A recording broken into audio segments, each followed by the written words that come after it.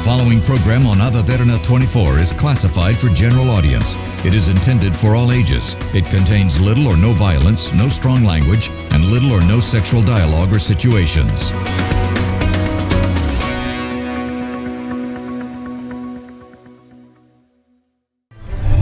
Tonight, we discuss the role and significance of defense lawyers in Sri Lanka. How has the country's laws developed a system in which it ensures proper justice prevails?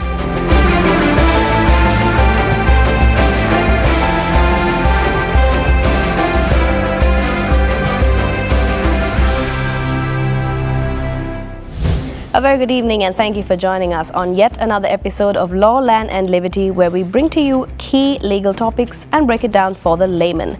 Now, tonight's topic is something that I'm sure a lot of the viewers that are watching tonight have a very contrived misperception on, specifically because of just how stigmatized it is in general conjecture as well. And that's on defense attorneys and their role and significance in the Sri Lankan court system.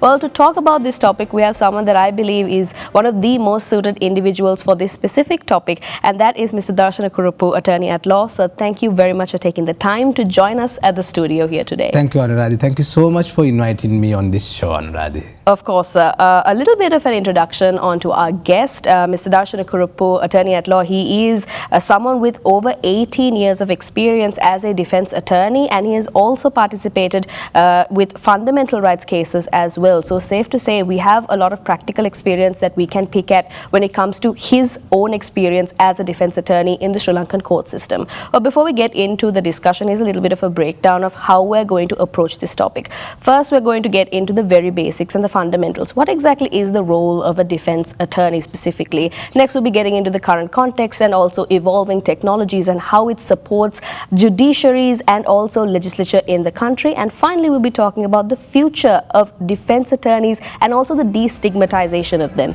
in the country.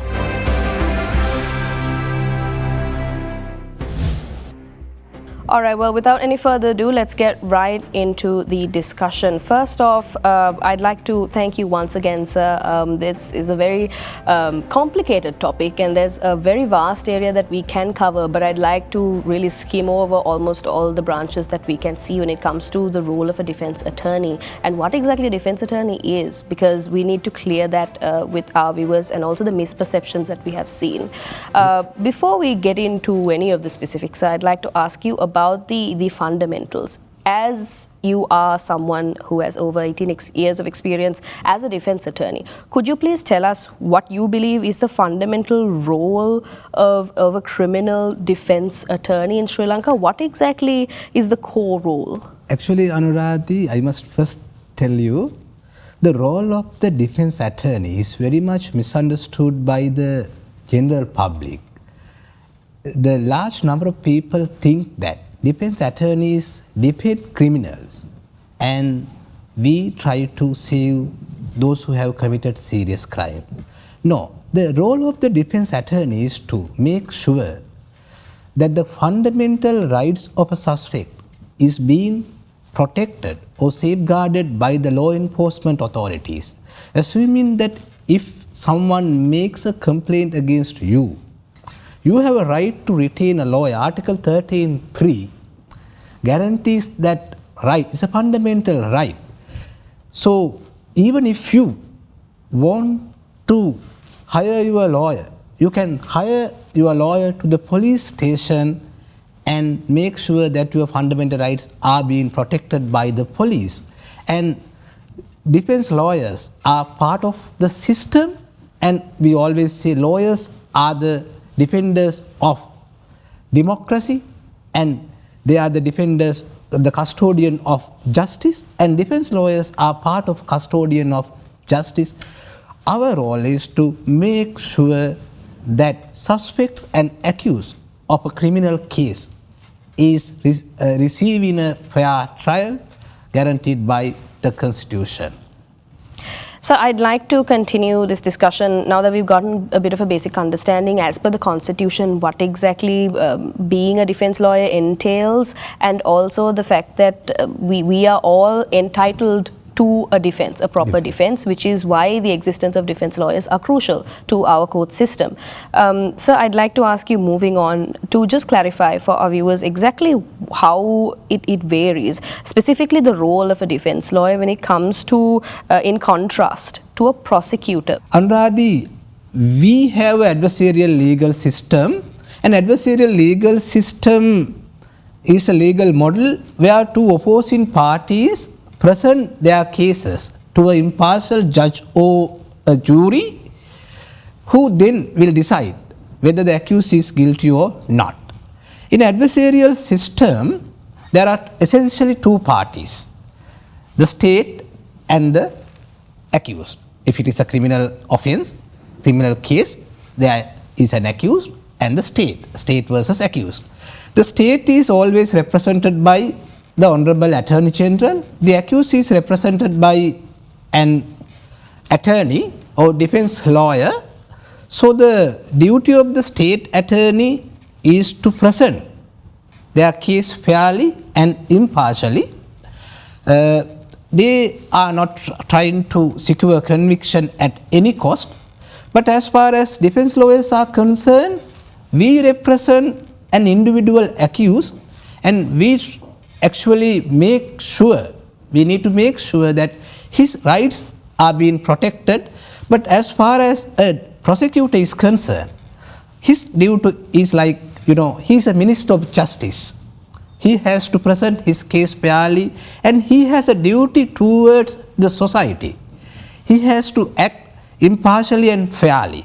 So, as far as the role of the prosecutor is concerned, there are some argue their role is, they have twin roles. One is they have to make sure that they will present their case fairly and impartially, and on the other hand, they need to make sure that real perpetrator, real criminal would not escape from the justice. So they have to vigorously, ensure the balance.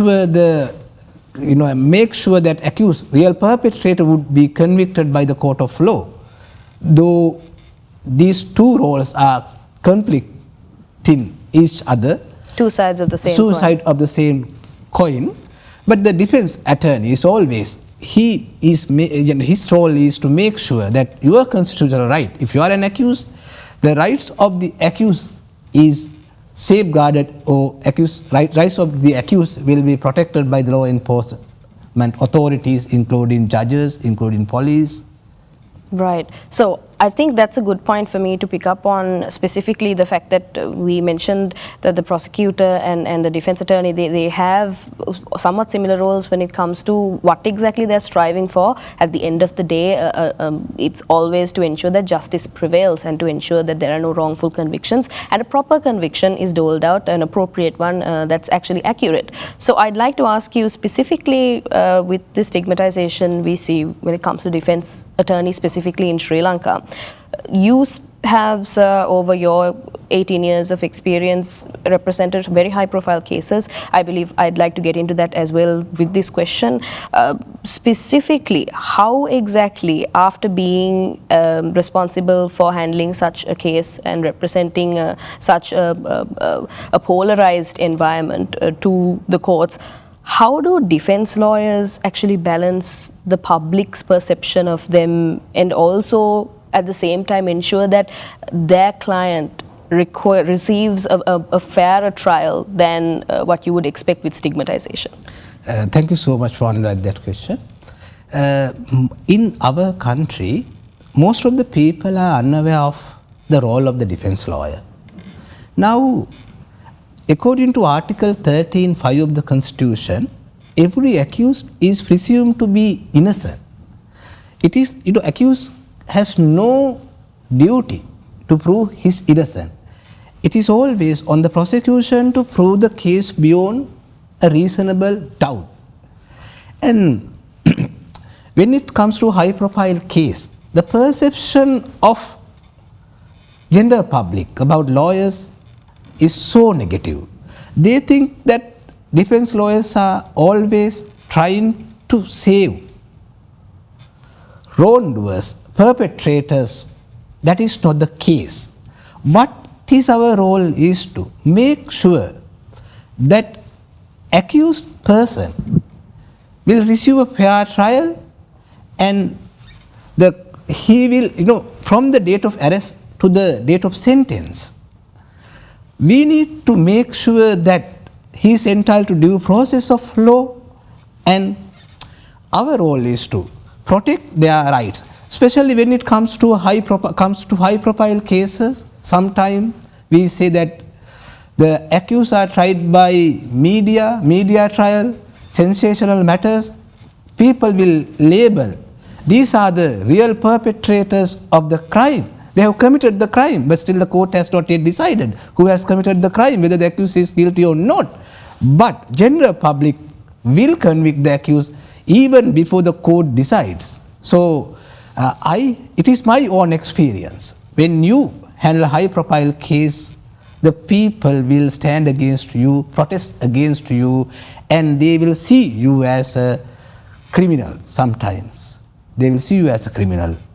So it's a very unfortunate reality where while the core role of a defense attorney is to ensure that no innocent individual is convicted wrongfully, but at the end of the day, sensationalization and also just the public perception always plays a role in making folk devils and actually basically figuring out that there's a very distinct black and white area when it could actually be a very gray area. I'd like to move on to the next question as well. So when it comes to specifically, now we have seen, of course, with one of your more, of course, more highly, very high profile cases, we've seen the use of DNA technology and also basically groundbreaking technology when it comes to Sri Lanka standards specifically, especially DNA testing. If you could tell us exactly how you would navigate that field, exactly the fact that you have to continue to make sure that innovative methods are always introduced into the legal process. How exactly do you balance that being a defense attorney? That is a great question, Anuradhi. Now, let me, since you told about Kotakatana murder case, where actually at the time, one of the accuser's wife came and met me, and she told me that my husband is very innocent. He even doesn't go out at night without me, so he cannot do these brutal murders. In my case, mother and daughter had been brutally murdered and then raped. And then I actually questioned myself, who is this man who is killing innocent women at Kotaketana? And police is apprehending or arresting innocent people. And the police say that people who arrested made confessions admitting their guilt. So there was a puzzle, that there was an issue, serious issue. On the one hand, innocent women are being murdered. On the other hand, innocent men have been arrested for murders that they have never done. So I had to investigate. Myself and my juniors went to Kotaketana. We went to Ambilipitiya Magistrate Court and studied all the case records. And then we found something is terribly wrong somewhere. Then we met DNA expert Dr. Ruwanile Peruma. Then he said that he is having a DNA bank at GeneTech. According to the records, available records, there is one person who is responsible for 6 murders, but the police has not yet arrested the real perpetrator. That means real perpetrator is still out at large, so committing murders of innocent women. So in my case, for the first time in Sri Lankan history, defense I call DNA evidence to prove the innocence of the accused. So the court, based on that DNA evidence and other contradictions of the witnesses, decided to acquit the accused. So I think we as defense lawyers now consider new technology, especially DNA technology, digital forensic, especially phone details. We must utilize this new technology to prove the innocence of the accused people who have been indicted or charged for committing serious offences. If you are indicted for murder and if you have never done that murder, then if you are unable to create a doubt in the prosecution case, you will be convicted for murder and the sentence is death sentence. You have to. I did a research. I studied a lot of cases all over the world, and I found there are tens of thousands wrongful convictions. And last 2 decades, more than hundreds of people have been exonerated based on DNA and other scientific evidence. By that time, they have spent 30, 40 odd years in prison. Can you imagine their plight, Anuradhi?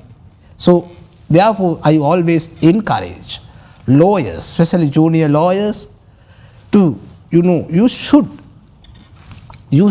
learn about new technology, as to how new technology like DNA, digital forensic can be utilized in defending your client at court. So, as you said, we live in a global world, and it is now, if you have a phone, if you have a laptop, it's easy to find out all the new methods and new scientific evidence to present to court, and it's now easier than back then in 1990. Exactly, and the fact that it was so long ago and we still had such a revolutionary introduction of this technology into our court system is also a very welcoming change for us as well. And yes, of course, definitely we have to consider how important it is that legal professionals maintain and keep up to date with the evolving principles of the legal world at large and not just in Sri Lanka, so that we can continue to better the process of delivering justice and also getting justice for wrongfully accused or even just any individual that has been put before the court system. I'd like to get into the specifics relating to how exactly, what in your opinion are the challenges, the biggest challenges that a defense attorney faces in the Sri Lankan context as well. But before we get into any of those specifics, I'd like to go in for a very short commercial break. You're watching Law, Land and Liberty. We'll be right back after this.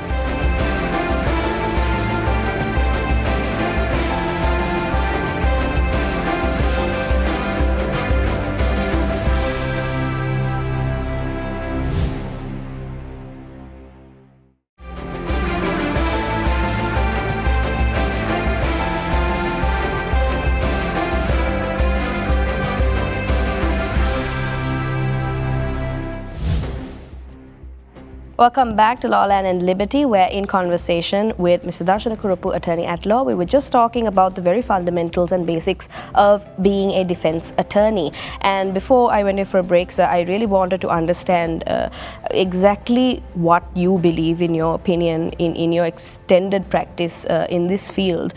As a defense attorney, what do you identify as some of the key challenges in Sri Lanka's legal landscape? There are several challenges. And especially young lawyers are facing a lot of challenges in our legal system, defense lawyers. Most of the young defense lawyers are unable to find a senior lawyer or a chamber to practice, to learn the law, because the profession is now overcrowded. Recent reports and studies show that our profession is overcrowded, and due to the fact that profession is overcrowded, most of the young lawyers are unable to find a place to work and learn. And some other challenges are considered. One of the serious challenges that our lawyers are facing is our lawyers are being harassed and tortured at the police stations when they went to police station for representation of their clients. Even though time to time Inspector General of Police have introduced set of guidelines, rules as to how a lawyer should be treated, but unfortunately, most of the police officers are unaware of these rules and guidelines. According to these rules and guidelines, if a lawyer enters a police station for the purpose of representing a client, that lawyers should be treated cordially and courtesy. But unfortunately, I have seen many incidents where lawyers have been physically and mentally tortured at the police stations, and we need to address that issue. And there are several challenges. One of the main challenges is that limited resources. Now, we live in a country where the people, even the accused, are so poor financially, they are unable to spend money for their investigation purposes, to meet experts witnesses, call expert witnesses to prove their innocence. And limited resources is also one of the most serious challenges that our defense attorneys are facing today. And the other one is the general perception of the defense attorneys is very much negative. And the stress, I know, because the lawyers can't guarantee the outcome. It is in the hands of judges. As far as our job is concerned, little bit a stressful job. Recent studies show that one of the most stressful jobs in the world is the role of defense attorney.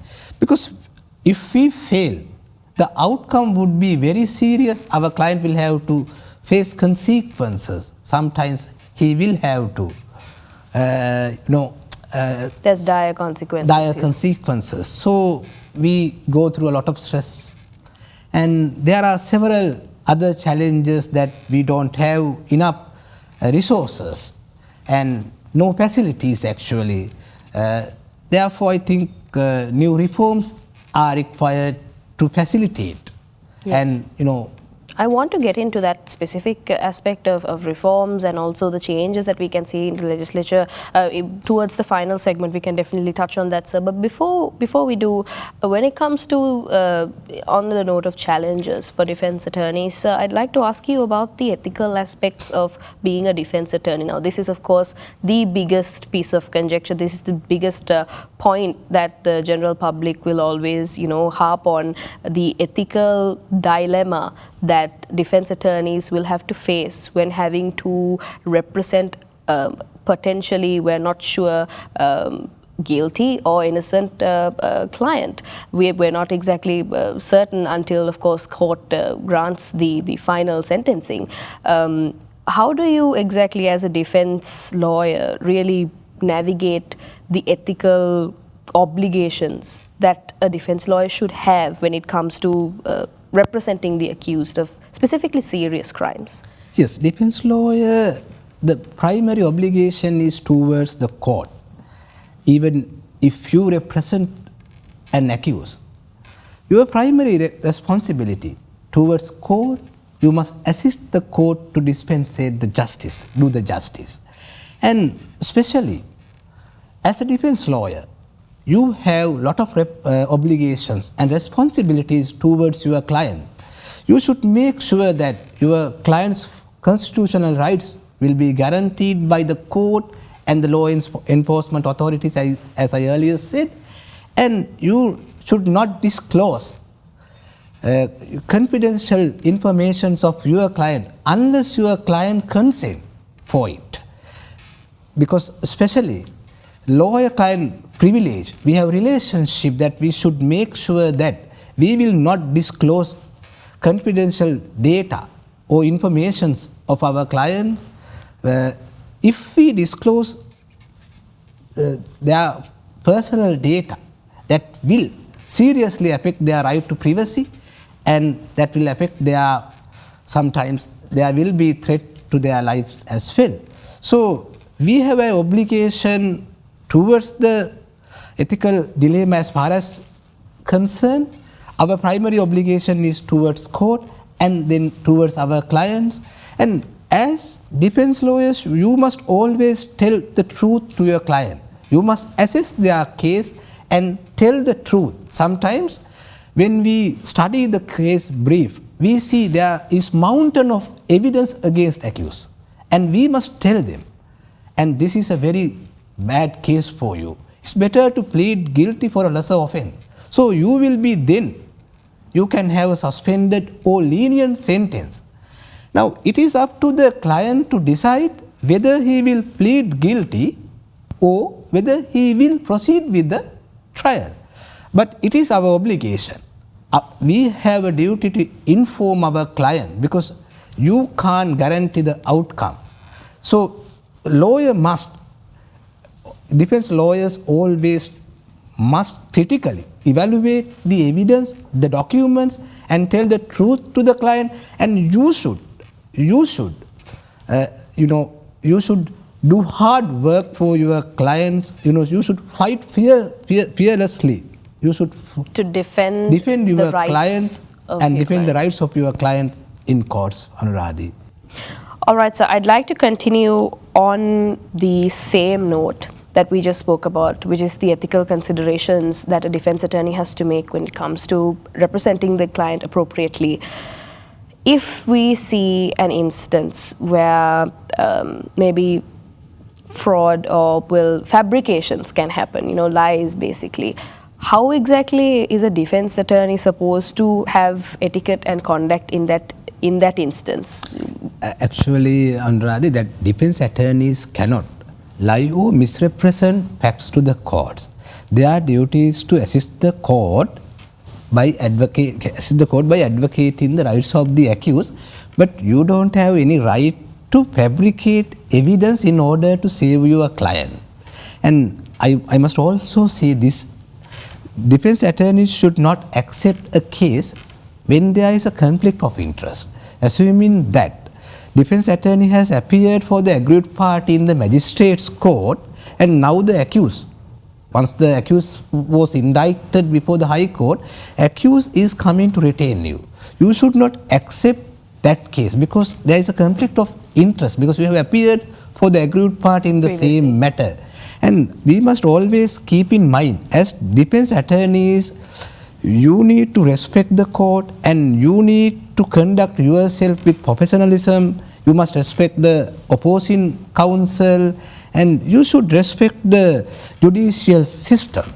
And that is, if you don't respect the judicial system and if you try to win your case by any bad means, that you will not contribute to the system of justice. Right. I think that's a very important point as well, specifically because in public perception we see there's the thought that the premise that for some reason the defense attorney will by hook or by crook through malicious means or lying will try and defend the accused, and the public perception always fuels the fact that this must not have all the truth that we are assuming. So that's how stigmatization obviously had come about as well. I'd like to move on. So when it comes to the idea of presumption of innocence of the accused, how exactly, how vital is the role of a defense lawyer when it comes to maintaining a presumption of innocence for their client is? That's a great question, Anuradhi.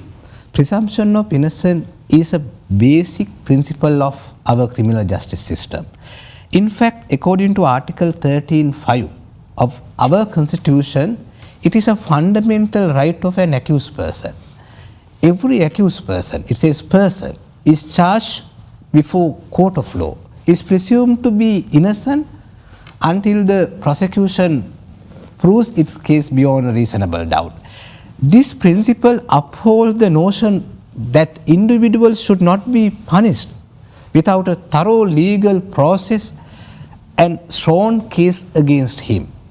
And as a defense attorney, you must always make sure that this right of your client will be safeguarded by the court and by the law enforcement authorities, and it is the duty of the prosecution to prove your client's case beyond reasonable doubt. You don't need to even give an explanation. Unless prosecution produce very cogent and incriminating evidence against your client, then your client is bound to provide an explanation against such incriminating evidence. So this principle of presumption of innocence is a very important concept and is a fundamental right. it discourages the public opinion from premature in judging an accused person based on allegations alone. Sometimes when you are arrested for a serious crime, murder or rape, the people label you as a criminal. That is the public perception. But this right, fundamental right of presumption of innocence, upholds or gives you that you are innocent and you are like, you must be treated like a normal person in society. Though you are accused in a criminal case doesn't mean that you don't have the rights that enjoyed by the other people in your society. You are presumed to be innocent, so you must also be respected as we respect other people or other persons in our society. Just because there is a case against you, it doesn't mean that you have committed the crime. It is up to the prosecution to prove the case. And this is a very important principle, fundamental right, Anuradhi. So, lawyers, defense attorneys should always make sure that you will advocate for this fundamental right and you will present your case for securing justice for your client. In fact, assuming that your client has not committed the crime. So, it is your utmost duty to present your case and produce necessary evidence and documents before court and challenge the prosecution witnesses. You can cross-examine the witnesses and attack their credibility. So, it is up to the defense counsel. He must get well prepared before he represents a client at court. That's a very important point, sir, that you mentioned the fact that just because you are appearing in court as an accused party in a specific matter does not mean you are not awarded the same equal rights and freedoms that are enjoyed by the rest of the populace. Until proven guilty, you are innocent. I think that's where I'd like to continue our conversation on, specifically when it comes to the protections that are provided in Sri Lankan legal system in place for a defendant. How exactly does a defense lawyer ensure that these protections that are awarded are upheld? Yes, it is the paramount duty of the defense lawyer that the fundamental rights of a suspect or accused will be protected by the law enforcement authorities. That is why I always say it is better if you can retain or hire a lawyer if you go to the police station. So, I think you might have seen even there is a recent incident where custodial death at one of the police stations in Sri Lanka. If you go to the police station with a lawyer, defense attorney, that defense attorney will make sure that your right to liberty and freedom will be safeguarded by the police. That is the first step that you must do as a defense attorney. You should advise your client before he make a statement to the police, and you have a right to remain silent. You should not incriminate yourself. That is one of the greatest fundamental rights of an accused. You should not incriminate against you. And the other safeguards and the guarantees are concerned that no police officer can arrest you arbitrarily. There should be reasonable grounds for the arrest of a person for a crime. Unless there are reasonable grounds, the police cannot arrest. And in fact, according to the Criminal Procedure Code, when a police officer is arresting you, you should be informed of reasons of your arrest. And defense lawyers should make sure that his client is informed by the police the reasons for his arrest. And then when you produce before court, the defense lawyer should make sure that you will make an application for bail. If the court has jurisdiction or power to grant bail, the defense lawyer should make an application for bail. From there, you should get ready for the trial, and you should obtain necessary documents, evidence, statements of the witnesses, and because every accused has a right to retain a lawyer on his own choice. You can retain a lawyer as you like. So if you are retained as the defense attorney of your client, it is your duty to represent him throughout the legal process, and for that you need to get ready, and you need to arm with all the necessary evidence, documents, police notes and everything. So you need to advise your client, and in a democratic country like ours, accused person has so much of rights, many rights. That is to ensure that no man would be convicted wrongfully, because it is always said it is better to acquit 100 real perpetrators than convict one innocent person who has never committed the crime. Because can you imagine a plight of an innocent man who had been wrongfully convicted? And that is very serious. That is why our constitution guarantees certain rights for the accused person who have been indicted or charged for committing crimes, whether it is a very serious crime or not. And I must tell this also, it doesn't matter whether your background, whether your financial status, whether your religion, or what is your religion, what is your caste, it is immaterial. If you are a suspect or accused, you are equal before law. It's a fundamental right guaranteed by Article 12 of the Constitution. So it is the defense lawyer who should make sure that his client's constitutional rights, fundamental rights, are upheld and guaranteed and protected by the law enforcement authorities. Exactly. I think that's what's important. The fact that we have to remember that the defense attorney's role is not to specifically defend those who have already been accused and have been convicted of crimes, but actual individuals that may or may not have some sort of part to play and could most probably also have innocence in the entire matter to deal with in the first place. I think I want to get into the specifics of the future of legal defense in Sri Lanka. But before we get to those specifics, let's head in for a very short commercial break. You're watching Law, Land and Liberty. We'll be back with the final segment after this.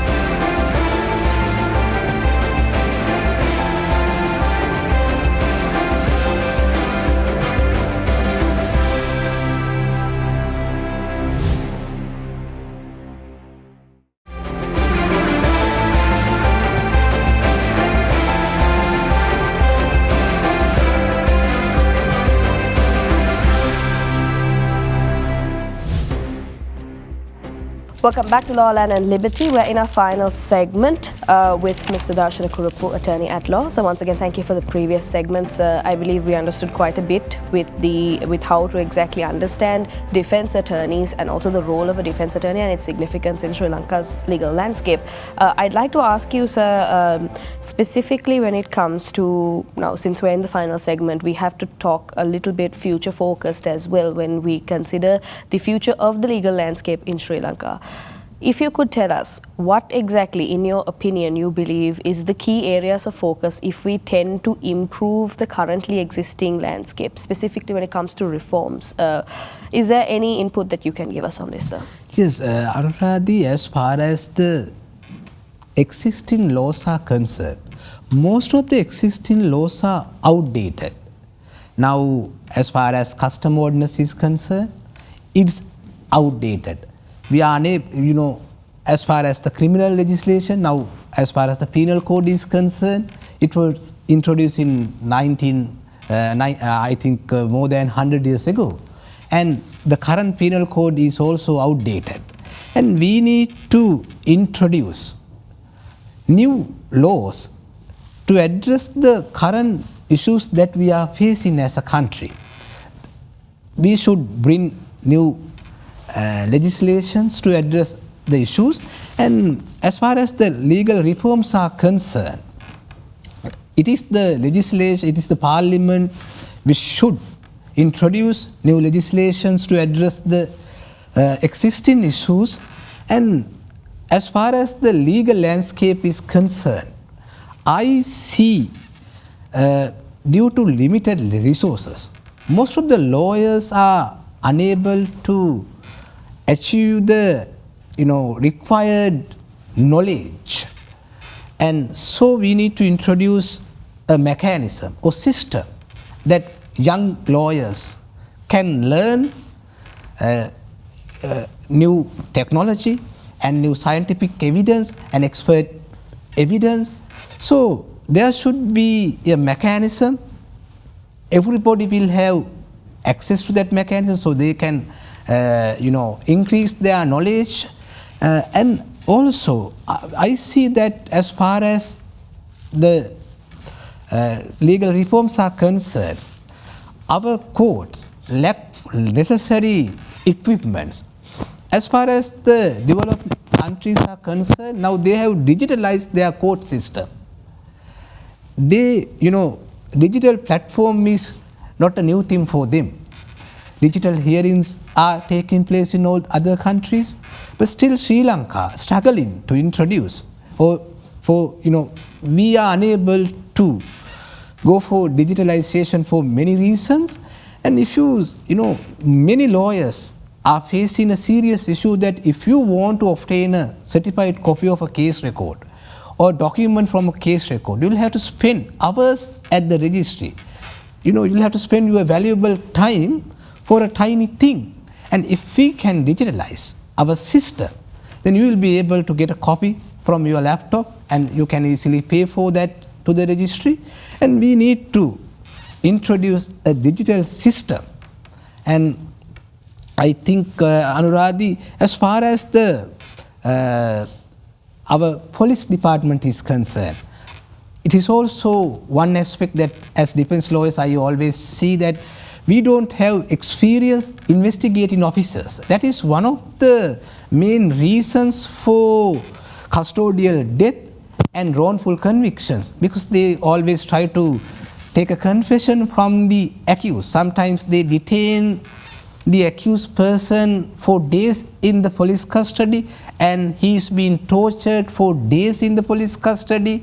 And finally, when you are so fed up of the system, you don't trust anybody, and the very people who should protect your life is torturing you at the police station, then he ultimately confessed that I did. He confessed a crime that he never did. That is one of the main reasons for wrongful conviction all over the world, not only Sri Lanka. And we should introduce a system where we recruit efficient, able police officers and experts in handling criminal investigations. As far as our criminal investigations are concerned, I see a lot of lacunas. That is one of the main reasons for the most of the acquittals. Not because that the accused have not committed the crime, but there are lacunas, loopholes from which the accused can easily escape from. Therefore, we need to introduce a system. We need to introduce a system to recruit efficient and able officers to the police force. And as far as the legal knowledge legal education is concerned, I watched one of your programs with Rajiv Amarasuri.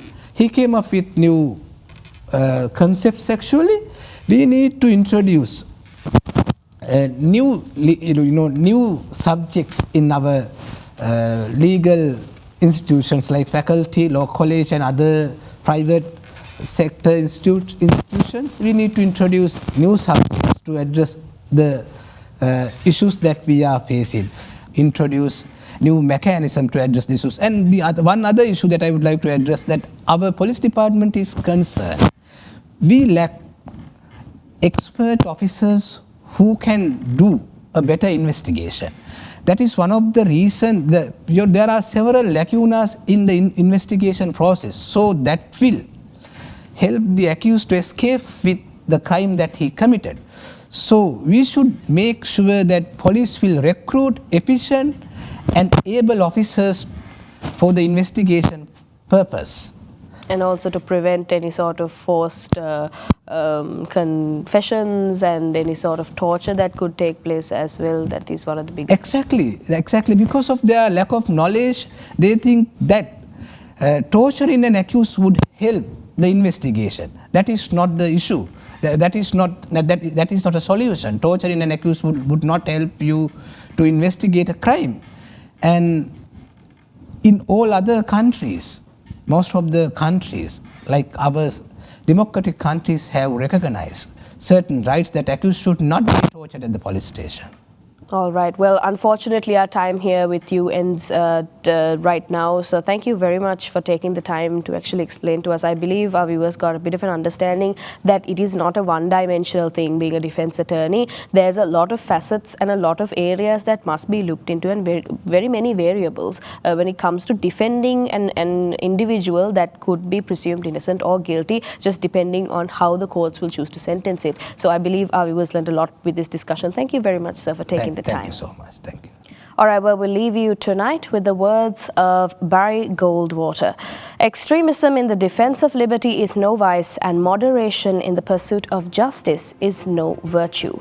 That's all we have for you tonight on Law, Land and Liberty. If you had missed any of today's programs, you can always rewatch by catching us on our YouTube page, youtube.com/otherthanenglish. Thank you very much for watching. Have a good night.